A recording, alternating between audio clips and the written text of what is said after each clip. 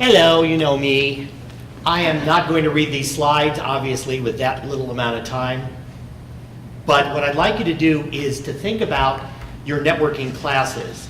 And I want you to start thinking about new ways of approaching your labs, whether they be in networking, A+. Even I do software engineering as well, and I've had that class actually do a front-end mobile app for an IoT device because I hated the Philips Hue.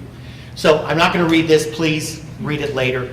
But there are a huge amount of things that we do in networking. This is just kind of like a thumbnail sketch of all the objectives that come off the A+, Net Plus kind of certifications. And if you start to think about what is all of those things, you can think about what are all the things you can do with IoT, with Internet of Things. So look at the fact that you have relevance, facilities, equipment costs that are very, very expensive. IoT devices, even though you have to buy a lot of them, tend to be less expensive than, let's say, a Cisco router or a large major server.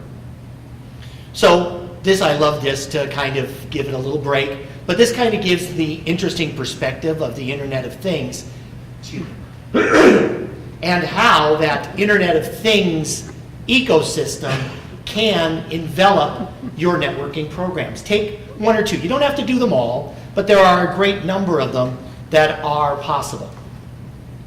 Wait for this one.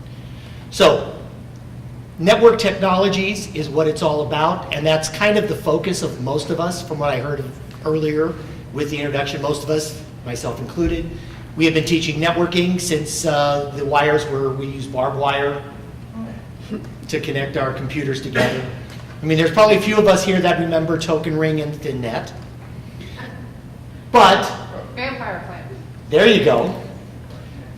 But we do have quite a bit. So companies are leaping into IoT. Cisco, Microsoft, and Apple have gone big time into that arena. Smaller companies like TP-Link, D-Link, Belkin, of course, naturally Nest, which is now owned by Google. And the Ring doorbell was bought by Amazon. But there are all the thingy manufacturers. And look at the list of this. These are not traditional hardware companies. These are not traditional software companies. These are everything else. Therefore, they're very good at making the things, but very bad at making the using of the things or the interfaces. So there's a tremendous amount. Now, we could use this as a way of bringing students in from different environments entirely. Computer science was a small example.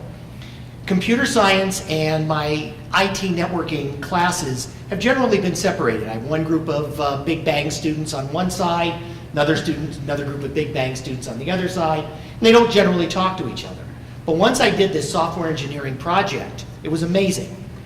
Think about some of the security, VPN access, radius servers, firewall, and all of that, critical to our teaching.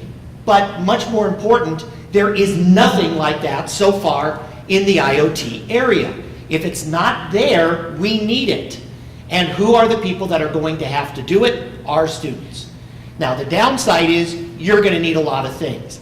Later on in the week, on Tuesday, there's going to be, I believe it's Tuesday, there's going to be an open house, and you'll be invited to take a look at the IoT lab I'm going to be teaching. And you're going to see a lot of toys in there, and yes, you will be searched as you leave. The pieces are not individually expensive, but taken as a collective can become very expensive. And of course, naturally, our number one challenge, as I mentioned a minute ago, security. It is the most critical aspect. There is little or no security in the IoT area right now. Almost everybody is pushing their stuff through the cloud for a lot of good and bad reasons. And therefore, we need to really amp up cybersecurity, and IoT is a good way to do it.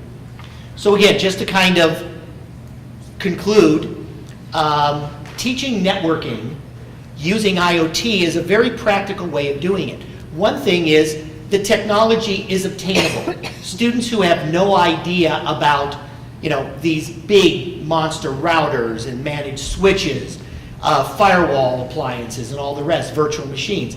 you can scale it down and take care of things that are very small and very easy to deal with. Anyway, so my time is up, so I thank you very much for the presentation.